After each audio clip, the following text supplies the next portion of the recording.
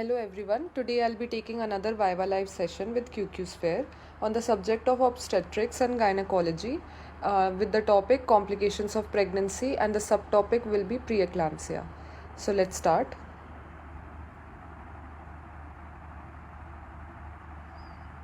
Welcome. I'm pleased to have you here.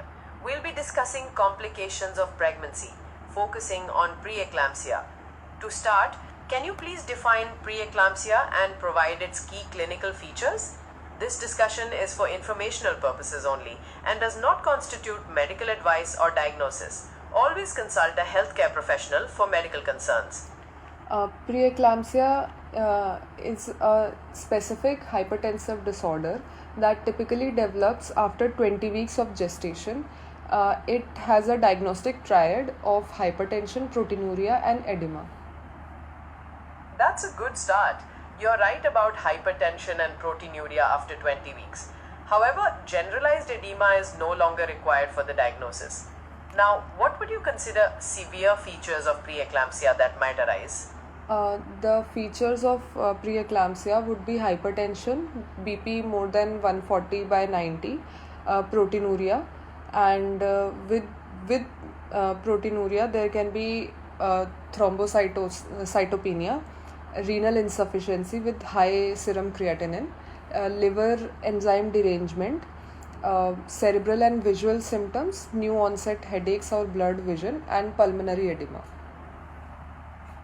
You've correctly identified several severe features like thrombocytopenia, renal insufficiency, elevated liver enzymes, cerebral or visual symptoms, and pulmonary edema.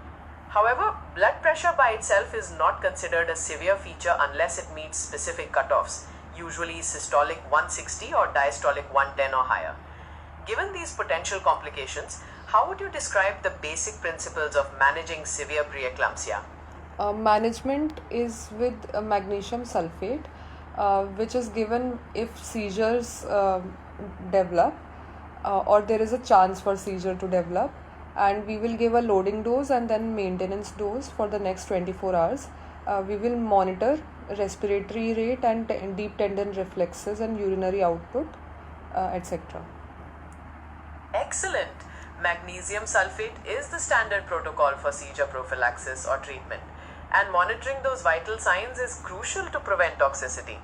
Besides seizure prevention, what's the ultimate goal of management for severe pre-eclampsia, especially regarding the timing and method of delivery? I don't know. Can you please tell? No problem.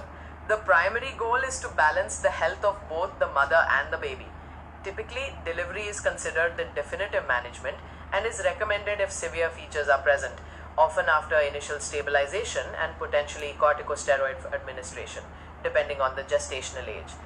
Now, moving on slightly to a different obstetric emergency, how would you clinically distinguish between placenta previa and abruptio placentae?